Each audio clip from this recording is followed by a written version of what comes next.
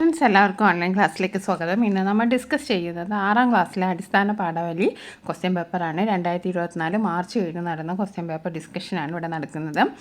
അടിസ്ഥാന പാഠാവലിയുമായി ബന്ധപ്പെട്ട ഒരുപാട് വീഡിയോസ് ഈ ഓൺലൈൻ ക്ലാസ് എന്ന ഈ ചാനൽ അപ്ലോഡ് ചെയ്തിട്ടുണ്ട്.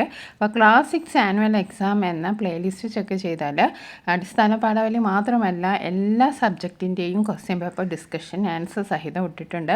ഫസ്റ്റ് ടൈം എക്സാമും അതേപോലെ തന്നെ സെക്കൻഡ് ടൈം എക്സാമും ക്വസ്റ്റ്യൻ പേപ്പർ ഡിസ്കഷനൊക്കെ ഈ ഓൺലൈൻ ക്ലാസ് എന്ന ഈ ചാനൽ ലഭ്യമാണ്. അപ്പോൾ നിങ്ങളതൊക്കെ ചെക്ക് ചെയ്യാം. അപ്പോൾ നമുക്ക് അറിയാം, ആദ്യത്തെ 15 മിനിറ്റ് കൂൾ ഓഫ് ടൈമാണ്. ഈ സമയം നമ്മൾ ചോദ്യങ്ങൾ നന്നായി വായിച്ച് മനസ്സിലാക്കണം. കാരണം നമുക്കറിയാം, അടിസ്ഥാന പാഠാവലി, കേരള പാഠാവലിയൊക്കെ ഒരുപാട് ക്വസ്റ്റ്യൻസ് വളരെ ലെങ്തി ആയിരിക്കും. അപ്പോൾ നമുക്ക് ഒരു 15 മിനിറ്റ് നമുക്ക് ഈ ഒരു സമയം ഇതിനായിട്ട് തന്നെ പ്രയോജനപ്പെടുത്താം. പിന്നെ നിങ്ങൾക്കൊക്കെ അറിയാം 6 പ്രവർത്തനങ്ങളുണ്ട്. ആദ്യത്തെ പ്രവർത്തനം നിർബന്ധമായിട്ട് എഴുതണം. വളരെ എളുപ്പമാണ്. ഒരു പാസേജ് തന്നിട്ടുണ്ടാവും, അതിൽ നിന്ന് 5 ചോദ്യങ്ങളുണ്ടാവും. 5 ചോദ്യത്തിൻ്റെ ഉത്തരവും എന്തിലുണ്ടാവും? ആ പാസേജിലുണ്ടാവും. ഓക്കെ. പിന്നെ 2 മുതൽ 6 വരെയുള്ള പ്രവർത്തനങ്ങളിൽ 4 എണ്ണത്തിന് ഉത്തരം എഴുതിയാൽ മതി. 1 ഓപ്ഷനിലാണ്. അപ്പോൾ അറിയാവുന്ന 4 എണ്ണം എഴുതുക, 1 നിങ്ങൾക്ക് ഒഴിവാക്കാം. ഓക്കെ. അപ്പോൾ നമുക്ക് ആദ്യത്തെ ചോദ്യം നോക്കാം. പ്രവർത്തനം 1 വായിക്കാം, എഴുതാം. വിദ്യകളെല്ലാം അഭ്യസിച്ച് സന്യാസം സ്വീകരിച്ച ശങ്കരാചാര്യർ കാശിയിലെത്തി. ഒരു ദിവസം ശിഷ്യരൊത്ത് മധ്യാഹ്ന കർമ്മത്തിന് പോകുമ്പോൾ 4 നായ്ക്കളുമായി ഒരു ചണ്ടാളൻ എതിരെ വരുന്നത് കണ്ടു. ഉടനെ ശങ്കരാചാര്യർ മാറിപ്പോ എന്ന് ആക്രോശിച്ചു. ഈ ഗംഗാജലത്തിലും പുറത്തെ ചെളിക്കുണ്ടിലും നേളിക്കുന്നത് ഒരേ സൂര്യനാണല്ലോ. എൻ്റെ ശരീരത്തിലും അങ്ങയുടെ ശരീരത്തിലും ഒഴുകുന്നത് ഒരേ നിറമുള്ള ചോരയാണല്ലോ. പിന്നെന്തിനു മാറിപ്പോകണം എന്ന് ചണ്ടാളൻ തിരിച്ചു ചോദിച്ചു. ഇത് കേട്ട് ശങ്കരാചാര്യർ ആ ചണ്ടാളനു മുന്നിൽ ശിരസ്സു കുനിച്ച് ഞാൻ അങ്ങയുടെ ശിഷ്യത്വം സ്വീകരിക്കുന്നു എന്ന് പറയുകയുണ്ടായി.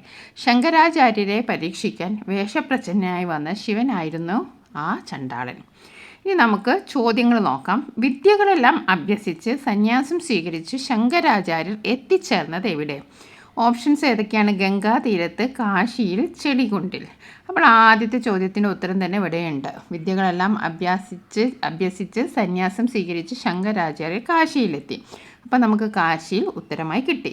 ഇനി അടുത്തത്, മാറിപ്പോ എന്ന് ശങ്കരാചാര്യർ ആക്രോശിച്ചത് ആരോടാണ്? ശിഷ്യരോട്, നായ്ക്കളോട്, ചണ്ടാളനോട്. അപ്പോൾ ആരോടാണ്? ചണ്ടാളനെ കണ്ടപ്പോഴാണ് മാറിപ്പോ എന്ന് ആക്രോശിച്ചത്. ഇനി അടുത്തത്, ചണ്ടാളനൊപ്പം ഉണ്ടായിരുന്നതാര്? നായ്ക്കൾ, ശങ്കരാചാര്യ, ശിഷ്യന്മാർ. അപ്പോൾ ആരാണ്? 4 നായ്ക്കളുമായി ഒരു ചണ്ടാളൻ എന്നാണ് പറഞ്ഞത്. അപ്പോൾ നമുക്ക് എന്തെഴുതാം? നായ്ക്കൾ എന്നെഴുതാം. എന്തുകൊണ്ടായിരിക്കാം ശങ്കരാചാര്യർ ചണ്ടാളൻ്റെ ശിഷ്യത്വം സ്വീകരിച്ചത്? ഓപ്ഷൻസ് നോക്കാം. ചണ്ടാളൻ്റെ അനുസരണശീലം കണ്ടിട്ട്, ചണ്ടാളൻ്റെ വാക്കുകളിലെ സന്ദേശം ഉൾക്കൊണ്ടിട്ട്, നായ്ക്കൾക്ക് ചണ്ടാളനോടുള്ള സ്നേഹം കണ്ടിട്ട്. അപ്പോൾ ശിഷ്യത്വം സ്വീകരിക്കാൻ എന്താ കാരണം? ചണ്ടാളൻ്റെ വാക്കുകളിലെ ആ സന്ദേശം, അതായത് ദേഹത്തിലൂടെയും അങ്ങയുടെ ദേഹത്തിലൂടെയും കൂടെയും ഒഴുകുന്നത് ഒരേ ചോരയാണ് എന്ന് ചോദിച്ചല്ലോ. അപ്പോൾ ആ വാക്കുകളിലെ സന്ദേശം കണ്ടിട്ടാണ്. ഇനി അടുത്തത് നോക്കാം. ഈ ഗംഗാജലത്തിലും പുറത്തെ ചെളിക്കുണ്ടിലും നേളിക്കുന്ന ഒരേ സൂര്യനാണല്ലോ. ഇത് അർത്ഥമാക്കുന്നത് എന്ത്? പ്രപഞ്ച തേജസ് എല്ലാവരിലും ഒരുപോലെയാണ്. ഓരോ മനുഷ്യനും വ്യത്യസ്തനാണ്. ചെളിക്കുണ്ട് ഹീനവും ഗംഗ പവിത്രവുമാണ്. അപ്പോൾ ഇതിൻ്റെ അർത്ഥം എന്താണ്? പ്രപഞ്ച തേജസ് എല്ലാവരിലും ഒരുപോലെയാണ്, എല്ലാവരും ഒരുപോലെയാണ് എന്നാണ് ഇതിൻ്റെ അർത്ഥം. അപ്പോൾ നമ്മൾ ആദ്യത്തെ പ്രവർത്തനം വിജയകരമായി പൂർത്തിയാക്കി. 5 മാർക്കാണ് ഈ 5 ചോദ്യത്തിന് ശരിയായ ഉത്തരം നൽകിയാൽ നമുക്ക് കിട്ടുന്നത്, അതായത് A ഗ്രേഡ്. ഓക്കെ. 1 തെറ്റിച്ചാൽ നമുക്ക് B ഗ്രേഡ് കിട്ടും. അങ്ങനെയാണ് സ്കോർ നിലവാരം ഉള്ളത്. അപ്പോൾ ഇത് ആർക്കും മാർക്ക് പോവില്ല, കാരണം അത്രയും എളുപ്പമുള്ള ഒരു ക്വസ്റ്റ്യനാണ്. ഇനി നമുക്ക് അടുത്ത ചോദ്യം നോക്കാം. പ്രവർത്തനം 2, വാഗ്മയ ചിത്രം. നമ്മൾ ഒരുപാട് വാഗ്മയ ചിത്രം പരിചയപ്പെട്ടിട്ടുണ്ട്. ഗാന്ധിജിയുടെ വാഗ്മയ ചിത്രം, ചാച്ചാജി, ഭഗത് സിംഗ് ഒക്കെ നമ്മൾ എഴുതി നോക്കിയതാണ്. അപ്പോൾ ഇത് ഏതാ നോക്കാം. വലതു കയ്യിൽ സന്തത സഹചാരിയായ മുളവടി, ഇടത് കയ്യിൽ ഒരു കൊച്ചു ഭാണ്ഡം, ഉടുവസ്ത്രമായി സുപരിചിതമായ ഒറ്റമുണ്ട്, ചുണ്ടിൽ നനുത്ത പുഞ്ചിരി, കണ്ണുകളിൽ ദൃഢനിശ്ചയത്തിൻ്റെ ജ്വലനം. അജയ്യതയുടെ പ്രതീകം എന്ന പാഠഭാഗത്തിലെ ഗാന്ധിജിയുടെ ഒരു വാഗ്മയ ചിത്രമാണ് മുകളിൽ കൊടുത്തിരിക്കുന്നത്.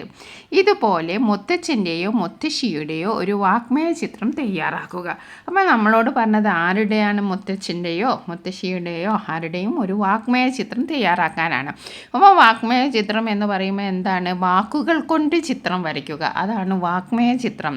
അതായത് നമ്മൾ സാധാരണ ചിത്രം ഒരു രൂപമാണ് വരയ്ക്കൽ അല്ലേ, അത് കണ്ടാൽ നമുക്ക് ആരാന്ന് മനസ്സിലാവും. പക്ഷേ വാഗ്മയ ചിത്രം എന്ന് പറയുന്നത് നമ്മൾ എഴുതുന്ന വാക്കുകളിൽ അത് ആരാണെന്ന് വായിക്കുന്ന ആൾക്ക് മനസ്സിലാവണം. അവരെ പറ്റിയിട്ടുള്ള എന്തെങ്കിലും സവിശേഷതകളോ ഒക്കെ നമ്മൾ എഴുതണം. അങ്ങനെയാണ്, അതായത് നമ്മുടെ വാക്കുകളിലൂടെ നമ്മളൊരു ചിത്രം വരയ്ക്കുകയാണ് ചെയ്യുന്നത്. ഓക്കെ, അപ്പോൾ നമുക്ക് മുത്തശ്ശിയുടെ വാഗ്മയ ചിത്രം നോക്കാം. കുളിച്ചീറനോടെ ചുണ്ടിൽ നാമവുമായി കടന്നു വരുന്ന മുത്തശ്ശിയുടെ രൂപം ഇന്നും എൻ്റെ മനസ്സിലുണ്ട്. ചന്ദനക്കൊരട് അമ്മിയിൽ അരച്ചെടുത്ത ചന്ദനമാണ് നെറ്റിയിൽ തൊടുക. നീളത്തിൽ ഒറ്റവര കുറി. മുറിയിലേക്ക് കടന്നു വരുമ്പോൾ തന്നെ ചന്ദനത്തിൻ്റെയും ഭസ്മത്തിൻ്റെയും കലർപ്പുള്ള ഒരു നേർത്ത ഗന്ധമാണ്. കഥ പറഞ്ഞു തന്നും ശ്ലോകങ്ങൾ ചൊല്ലിക്കേൾപ്പിച്ചും മുടിയിഴകളിലൂടെ വിരലോടിച്ചും കവിതകൾ പാടിത്തന്നും ഉറക്കിയിരുന്ന മുത്തശ്ശി തന്നെയായിരുന്നു. അപ്പോൾ നമുക്കിത് വായിക്കുമ്പോൾ എന്താണ്? ആ ഒരു മുത്തശ്ശിയുടെ രൂപം നമ്മുടെ മനസ്സിലേക്ക് ഇങ്ങോട്ട് വരികയാണ്. ഓക്കെ, ഇനി നമുക്ക് അടുത്ത് നോക്കാം. ലോലം എന്ന അതിന് പകരം പദം ബ്രാക്കറ്റിൽ നിന്ന് കണ്ടെത്തുക. ഇപ്പോൾ ലോലം എന്ന് പറഞ്ഞാൽ എന്താണ്? കടുപ്പം, മൃദു, ചൂട്. ഇപ്പം ലോല ഹൃദയം എന്നൊക്കെ നമ്മൾ കേൾക്കാറുണ്ട്, അതായത് മൃദുവായ ഹൃദയം, മൃദു എന്നാണ് അതിൻ്റെ അർത്ഥം. ഓക്കെ, ഇനി നമുക്ക് അടുത്ത ചോദ്യം നോക്കിയാലോ. അഭിപ്രായക്കുറിപ്പാണ്. കണ്ണിലെ സൂര്യൻ.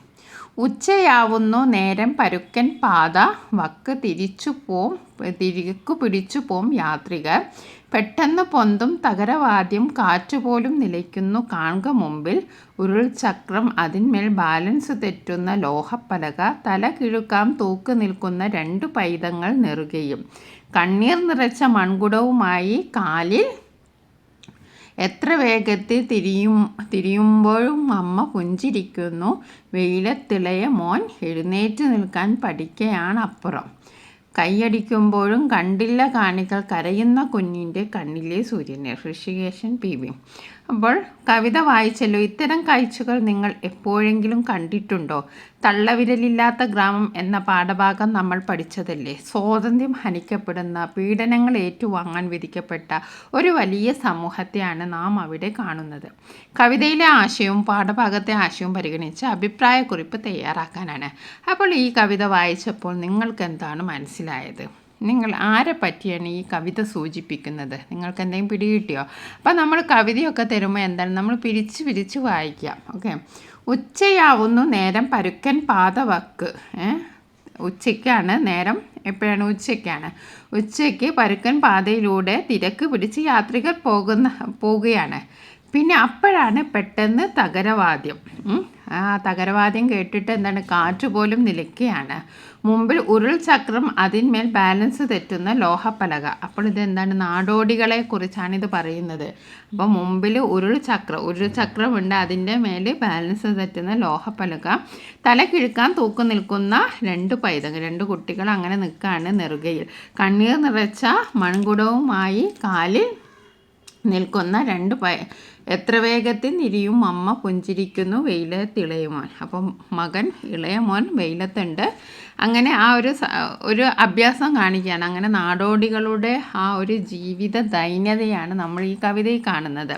അപ്പം നമുക്ക് ഒരു അഭിപ്രായക്കുറിപ്പ് തയ്യാറാക്കി നോക്കാം. അപ്പം നമ്മൾ ആദ്യം നമ്മൾ ഇതുമായി ബന്ധപ്പെട്ടൊരു പാഠഭാഗം പഠിച്ചു, തള്ളവിരലില്ലാത്ത ഗ്രാമം. അതിലും നമ്മൾ പഠിക്കുന്നത് എന്താണ്? ആ ബ്രിട്ടീഷുകാരുടെ ചൂഷണത്തിനിരയായ ഒരു പറ്റം ഗ്രാമീണ ജനതയെക്കുറിച്ചാണ് നമ്മളവിടെ പഠിക്കുന്നത്. അപ്പോൾ തള്ളവിരലില്ലാത്ത ഗ്രാമം എന്ന പാഠഭാഗത്തിൽ നാം കാണുന്നത് സ്വാതന്ത്ര്യം ഹനിക്കപ്പെടുന്ന, അതായത് സ്വാതന്ത്ര്യം നിഷേധിക്കപ്പെടുന്ന, പീഡനങ്ങൾ ഏറ്റുവാങ്ങാൻ വിധിക്കപ്പെട്ട ഒരു വലിയ സമൂഹത്തെയാണ് നമ്മൾ ഈ കവിതയിലും കാണുന്നത്. അതേപോലെയുള്ള നാടോടി സമൂഹത്തിൻ്റെ ദൈന്യതയെയാണ്, ജീവിതത്തിൻ്റെ ദൈന്യതയെയാണ് അവർ കാണിക്കുന്നത്, ഈ കവി കാണിക്കുന്നത്. അതുപോലെ തന്നെ പഠിക്കാൻ പോലും കഴിയാതെ അല്ലേ, ഒരു വീട് പോലും ഇല്ലാതെ ഇങ്ങനെ നാടോടികളായി നാട് മുഴുവൻ ചുറ്റി ഇങ്ങനെ ഓരോ റോഡ് വക്കിലും നമ്മൾ കാണുന്ന കാഴ്ചകളാണ്. ഓക്കെ, അതുമായി അപ്പം നിങ്ങളുടെ സ്വന്തമായ ആശയമൊക്കെ വികസിപ്പിച്ച് എഴുതുക. നമുക്കൊരു മാതൃക നോക്കാം. ബ്രിട്ടീഷുകാരുടെ ചൂഷണങ്ങൾക്കെതിരെ ഒരു കൂട്ടം തൊഴിലാളികളുടെ ശക്തമായ പ്രതികരണം വരച്ചു കാട്ടുന്ന നോവലാണ് ആനന്ദ് രചിച്ച ഗോവർദ്ധനൻ്റെ യാത്രകൾ. ഇതിൽ ബംഗാളിലെ ഒരു ഗ്രാമത്തെക്കുറിച്ച് വിവരിക്കുന്നുണ്ട്. അവിടെയുള്ള നെയ്ത്ത് തൊഴിലാളികൾ അധികാരികളുടെ ക്രൂരതയിൽ പ്രതിഷേധിച്ച് തള്ളവിരൽ മുറിച്ച് കളഞ്ഞവരാണ്. ആ ഗ്രാമത്തിലേക്ക് തൻ്റെ കുരുടൻ പൂച്ചയുമായി എത്തുന്ന ഗോവർദ്ധനൻ ആ നെയ്ത്ത് ഗ്രാമത്തിലെ ജീവിതവും വേദനയും വിവരിക്കുകയാണ്. അതാണ് നമ്മൾ പഠിച്ച പാഠഭാഗം, ഗോവർദ്ധനൻ്റെ യാത്രകൾ എന്ന പാഠഭാഗത്തിലുള്ള കാര്യം. ഇനി നമുക്ക് ഈ കവിതയിൽ എന്താണ് നമ്മൾ കാണുന്നത്?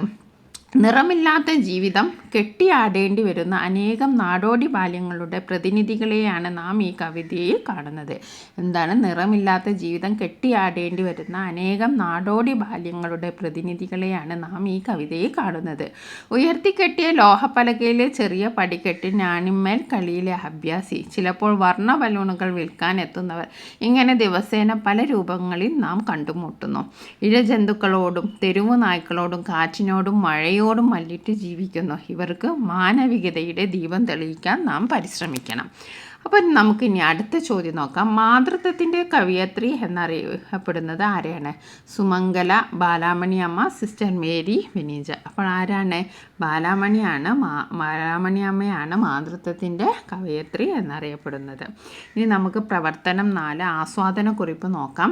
അച്ഛൻ മുട്ടക്കൊന്ന് വിലയ്ക്ക് മേടിച്ചത്, ഉതിർന്ന് കിടന്ന ചരൽക്കല്ല് നീക്കി കുന്ന് ഇളപ്പിച്ചത്, തൈക്കുണ്ടുകൾ കുഴിച്ചത്, മുറ്റത്തെ തെങ്ങിൽ നിറഞ്ഞു മുറ്റിയ കുലകൾ നോക്കി, മെല്ലെ മിഴികൾ താക്കി പതുക്കെ ചുമര് പിടിച്ച് അകത്തെ മുറിയിലേക്ക് കയറിപ്പോയത്. അക്കമ്മ എന്ന പാഠഭാഗം ഓർമ്മയില്ലേ? തന്നിരിക്കുന്ന കവിത വായിച്ച് ആസ്വാദനക്കുറിപ്പ് തയ്യാറാക്കുക. അപ്പോൾ നമ്മൾ ഈ അക്കമ്മ എന്ന പാഠഭാഗത്തിൽ, തേങ്ങ എന്ന പാഠഭാഗത്തിലല്ല, പാഠഭാഗത്തിൽ നാം കണ്ടതാണ് അവരുടെ അക്കമ്മയുടെ കൊച്ചമ്മയുടെ അച്ഛൻ വളരെ കഷ്ടപ്പെട്ടിട്ടാണ് ആ തെങ്ങിൻ തോപ്പ് ഉണ്ടാക്കിയത്. അപ്പം ആ ഒരു തരിശു ഭൂമി തെങ്ങിൻ തോപ്പാക്കി മാറ്റാൻ അച്ഛൻ ഏറെ കഷ്ടപ്പെട്ടു. അതാണ് നമ്മൾ ഈ വരികളിൽ കാണുന്നത്. ഇനി അടുത്ത് നോക്കാം. ഒരു കവിത വായിച്ച ആസ്വാദനക്കുറിപ്പ് തയ്യാറാക്കാനാണ്. കർഷകൻ. ഗ്രീഷ്മത്തിലെല്ലാം കരിഞ്ഞു പോകുമ്പോഴും ഗ്രാമം സമൃദ്ധമായി നിന്നിടുന്നു. തെങ്ങും കവുങ്ങും മുളകു കൊടികളാൽ തൊങ്ങലണിയിച്ച പഴമരവും, ചേനയും ചീരയും വാഴയും മത്തയും ചേമ്പും കരിമ്പും പടവലവും, പ്ലാവും പനയും പുളിമരവും കടപ്ലാവും ഇലവും പറങ്കിമാവും മാവും മുരിങ്ങയും മറ്റു മരങ്ങളും മുറ്റിത്തഴക്കുന്ന ഭൂപ്രദേശം. ദൂരത്ത് നിൽക്കിലും കാണാം അഴകുറ്റ പച്ചത്തഴപ്പും പനന്തലപ്പും. കർഷക നാണി അഴകു തുളമ്പുന്ന പച്ചത്തഴപ്പിൻ്റെ നെയ്ത്തുകാരൻ. തന്മയ വിയർപ്പിന ജീവനം നൽകിയും പ്രത്യാശകൾ കൊണ്ടുയിർ കൊടുത്തും വറ്റാതെ വാടിക്കരയാതെ നിർത്തുന്നു കർഷകൻ എന്നും ഈ ഗ്രാമഭംഗി. പി. മധുസൂദനൻ. അപ്പോൾ ഈ ഒരു കവിതയിൽ നമ്മൾ എന്താണ് കർഷകനെക്കുറിച്ചുള്ള കാര്യങ്ങളാണ് ഇവിടെ വിവരിക്കുന്നത്. ഗ്രീഷ്മത്തിൽ എല്ലാം കരിഞ്ഞു പോവും. ഗ്രീഷ്മം, നമ്മുടെ വസന്തം, ഗ്രീഷ്മം, അങ്ങനെ നമ്മുടെ ഓരോ സീസൺ വരുമ്പോഴും ഈ ഗ്രീഷ്മം എത്തുമ്പോൾ എല്ലാം കരിഞ്ഞു പോവും. പക്ഷെ ഗ്രാമം എന്താണ്? സമൃദ്ധമായി നിന്നുകയാണ്. ഗ്രാമം അങ്ങനെ സമൃദ്ധിയിലാണ് ഉള്ളത്. തെങ്ങും കവുങ്ങും മുളകും. അപ്പം കർഷകൻ എന്തൊക്കെയാണ് ഉണ്ടാക്കുന്നതെന്നൊക്കെയാണ് ഈ ഒരു കവിത വായിച്ചാൽ കർഷകൻ്റെ മഹാത്മ്യമാണ് നമ്മൾ ഇതിൽ കാണുന്നത്. ഇപ്പം നമുക്ക് ചോദ്യം എന്താണ്?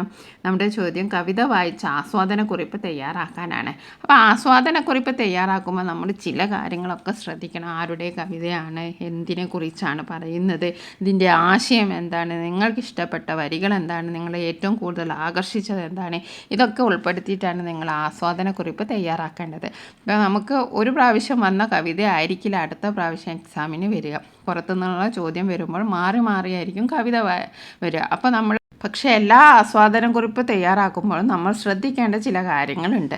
ആദ്യം നമ്മൾ ഇങ്ങനെ കവിത ആരാണ് എഴുതിയത് അതൊക്കെ എഴുതണം. നമുക്കൊരു മാതൃക നോക്കാം. കർഷകൻ എന്ന കവിതയിലൂടെ പി. മധുസൂദനൻ തൻ്റെ മെയ് വിയർപ്പിന ജീവിതം നൽകിയ ഗ്രാമഭംഗി നിലനിർത്തുന്ന കർഷകനെ കുറിച്ചാണ് പറയുന്നത്. ഒരു കർഷകൻ്റെ ജീവിതം വളരെ ലളിതമായ ആവിഷ്കാരത്തിലൂടെ നമുക്ക് മുന്നിൽ വരച്ചു കാട്ടുന്നു. കർഷകൻ്റെ ജീവിതവും അധ്വാനവും പ്രത്യാശയും ഈ വരികളിലൂടെ നമുക്ക് മനസ്സിലാക്കാൻ സാധിക്കുന്നു. ജലവും മണ്ണും ജീവൻ്റെ ഊടും പാവുമാണ്. അന്നമില്ലാതെ ഉയിരിന് ദേഹത്ത് നിലനിൽപ്പില്ല. ഉയിരിൻ്റെ കാവൽക്കാരനാണ് കർഷകൻ. മണ്ണിൽ വിതയ്ക്കുന്ന വിത്ത് വാനിൽ കനവി കിനാവാക്കി മാറ്റുന്നതും അവനാണ്. ചേമ്പും കരിമ്പും പടവലവും ചേനയും ചീരയും മാവും മറ്റു മരങ്ങളും മുറ്റിത്തഴക്കുന്ന ഭൂപ്രദേശമാക്കി മാറ്റിയത് കർഷകനാണ്. കർഷകനാണ് അതിനെ ഊട്ടി വളർത്തിയത്. തഴമ്പിച്ച കരങ്ങളും വിണ്ട് കീറിയ പാദങ്ങളും നോവും പാണ്ടം പേറി മണ്ണിടുന്ന മനുഷ്യൻ്റെ വിശപ്പ് മാറ്റാണ്. അപ്പോൾ എപ്പോഴും കർഷകൻ്റെ കരങ്ങളെങ്ങനെയായിരിക്കും? തഴമ്പിച്ച കരങ്ങളായിരിക്കും. പണിയെടുത്ത് തഴമ്പിച്ച കരങ്ങളായിരിക്കും. അതേപോലെ തന്നെ കാലുകളൊക്കെ നല്ല സോഫ്റ്റ് ആൻഡ് സ്മൂത്ത് ഒന്നും ആയിരിക്കില്ല. വിണ്ട് കീറിയ പാദങ്ങളാണ്. മണ്ണിൽ പണിയെടുക്കുന്നവനാണ്. നോവും പാണ്ടം പേറി മണ്ണിടുന്നത് മനുഷ്യൻ്റെ വിശപ്പ് മാറ്റാണ്. സ്വന്തത്തിന് വേണ്ടിയിട്ടാണ് അത്രയും കൃഷി ചെയ്യുന്നത്. എല്ലാം മനുഷ്യന്മാരുടെ മുഴുവൻ വിശപ്പ് മാറ്റാനും.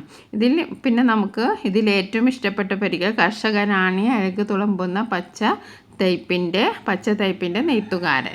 ഗ്രാമത്തിൻ്റെ ഭംഗി വാടാതെ കരിയാതെ പ്രത്യാശയോടെ നിലനിർത്തുന്ന കർഷകനെ കുറിച്ചാണ് കവി ഇതിൽ നമ്മളെ ഓർമ്മിപ്പിക്കുന്നത്. ഇനി അടുത്തതൊരു വിശകലന കുറിപ്പാണ്. എന്താ ഉണ്ണി ഷർട്ട് മുഴുവൻ ചളിയാക്കി കൊണ്ടുവന്നിരിക്കുന്നത്? മുറ്റത്ത് ചളി മുഴുവൻ വീട്ടിനകത്താക്കുമല്ലോ ഈ ചെക്കൻ. പനി പിടിക്കും മോളെ, മഴയത്ത് നിന്ന് കയറി വാ.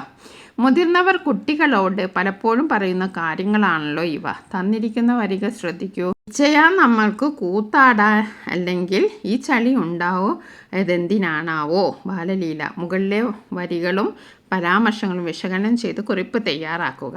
അപ്പോൾ ബാലലീല എന്ന കവിതയുമായി ബന്ധപ്പെട്ട ഒരു ചോദ്യമാണ്. അപ്പോൾ നമുക്ക് നോക്കാം.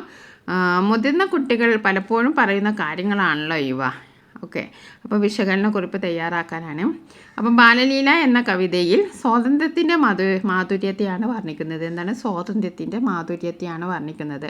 അമ്മയുടെ ചേലത്തുമ്പിൽ നിന്ന് വിട്ട് കൂട്ടുകാരോടൊത്ത് കളിക്കാൻ ആഗ്രഹിക്കുന്ന കുട്ടി ക്രമേണ സമൂഹത്തിൽ ജീവിക്കാൻ പ്രാപ്തനാകുന്നു. ആ സ്വാതന്ത്ര്യം അവൻ്റെ ചിന്തകളെയും വ്യക്തിത്വത്തെയും വികസിപ്പിക്കുന്നു. കളിവഞ്ചി നിർമ്മിച്ച് മഴവെള്ളത്തിലൊഴിക്കൽ, മഴവെള്ളത്തിൽ നിന്ന് ഒച്ചയുണ്ടാക്കി കളിക്കൽ, ചെളിയിലിറങ്ങൽ, ഇതെല്ലാം മുതിർന്നവർക്ക് ഇഷ്ടമല്ലാത്തതും കുട്ടികൾക്ക് ഇഷ്ടമുള്ളതുമായ കാര്യങ്ങളാണ്.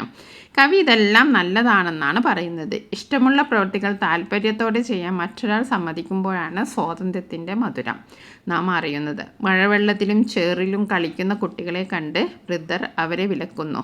അവരുടെ വാക്കുകൾ കേൾക്കാതെ കുട്ടികൾ കളിക്കുന്നു. കുട്ടികൾക്ക് കളിക്കാനല്ലെങ്കിൽ പിന്നെ എന്തിനാണ് ചെളി ഉണ്ടായത് എന്നാണ് അവർ ചോദിക്കുന്നത്. മഴവെള്ളത്തിലും ചെളിയിലും കളിക്കാനാണ്. അവരുടെ വാക്കുകൾ കേൾക്കാതെ കുട്ടികൾ കളിക്കുന്നു.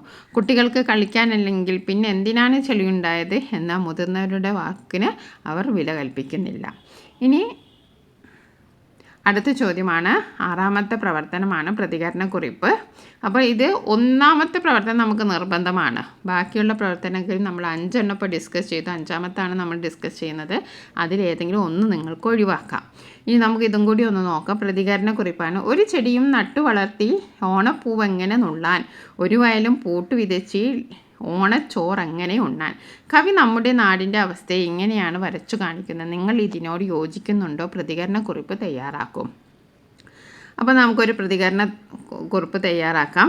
എൻ വി കൃഷ്ണവാര്യരുടെ ഒരു വരികളാണിത്. ഇന്നത്തെ ഓണം ഉപ്പ് തൊട്ട് കർപ്പൂരം വരെ നമ്മൾ അന്യനാട്ടിൽ നിന്നാണ് കൊണ്ടുവരുന്നത്. കവി എൻ വി കൃഷ്ണവാര്യർ പറയുന്ന പോലെ നമ്മളൊരു ചെടിയും നട്ടു വളർത്തുന്നില്ല, പിന്നെ എങ്ങനെയാണ് പൂന്നുള്ളുക? ഒരു വയലും നമ്മൾ പൂട്ടി ഒരുക്കുന്നില്ല ഓണച്ചോറിനായി. അങ്ങനെ പഴവും തുണിയും മാത്രമല്ല കളിപ്പാട്ടങ്ങളും നമുക്കായി അന്യനാട്ടിൽ നിന്ന് എത്തുന്നു. മുറ്റവും ആഹ്ലാദവും നഷ്ടപ്പെടുത്തി 7ാം മാളിക മുകളിൽ ഫ്ലാറ്റോണം കൊള്ളുകയാണ് നമ്മൾ. നഗരവൽക്കരണത്തിൻ്റെ ഫലമായി നമുക്ക് കൃഷിയും ഗ്രാമങ്ങളും മാത്രമല്ല നന്മയുള്ള മനസ്സും നഷ്ടപ്പെട്ടു പോയിരിക്കുന്നു. നമുക്ക് ഗ്രാമങ്ങളെ സ്വപ്നം കാണാം, നന്മകളെ തിരിച്ചു കൊണ്ടുവരാം. കാണാൻ വിൽക്കാതെ നമുക്ക് ഓണം ഉണ്ണാൻ വേണ്ടി അധ്വാനത്തിൻ്റെ മഹത്വം തിരിച്ചറിയാം. മലയാള മണ്ണിൽ പൊന്നു വിളയിക്കാം. കാർഷിക സംസ്കാരത്തിൻ്റെ ഉത്തമമായ ഓണത്തിൻ്റെ ഗ്രാമീണ ചൈതന്യം വീണ്ടെടുക്കാനായി നമുക്ക് ഒരുമിച്ച് പ്രവർത്തിക്കാം. അപ്പോൾ നമ്മൾ 6 പ്രവർത്തനങ്ങളാണ് നമ്മൾ ഡിസ്കസ് ചെയ്തത്. അപ്പോൾ നിങ്ങൾക്ക് എല്ലാവർക്കും വളരെ എളുപ്പമുള്ളതാണ്. പക്ഷേങ്കിൽ ചില ചോദ്യങ്ങളൊക്കെ നമുക്ക് അഭിപ്രായക്കുറിപ്പ്, അതേപോലെ തന്നെ ആസ്വാദനക്കുറിപ്പൊക്കെ പുറത്തുനിന്നുള്ള ചോദ്യങ്ങളാണ്. അപ്പോൾ നിങ്ങൾ എല്ലാ ചോദ്യവും അധികവും 6 പ്രവർത്തനങ്ങൾ, 2 പ്രവർത്തനം, 3 പ്രവർത്തനമൊക്കെ പുറത്തു നിന്ന് തന്നെയായിരിക്കും. ആസ്വാദനക്കുറിപ്പും പ്രതികരണക്കുറിപ്പും. പക്ഷെ നമ്മളെ പാഠഭാഗവുമായി ബന്ധപ്പെടുത്തി തന്നെ ആയിരിക്കും ചോദിക്കുക. ഏത് ചോദ്യവും നമ്മുടെ പാഠഭാഗവുമായി ബന്ധപ്പെടുത്തി തന്നെ ആയിരിക്കും ചോദിക്കുക. അതിന് നിങ്ങൾ ചെയ്യേണ്ടത് ടെക്സ്റ്റ് ബുക്ക് നല്ലവണ്ണം വായിക്കുക.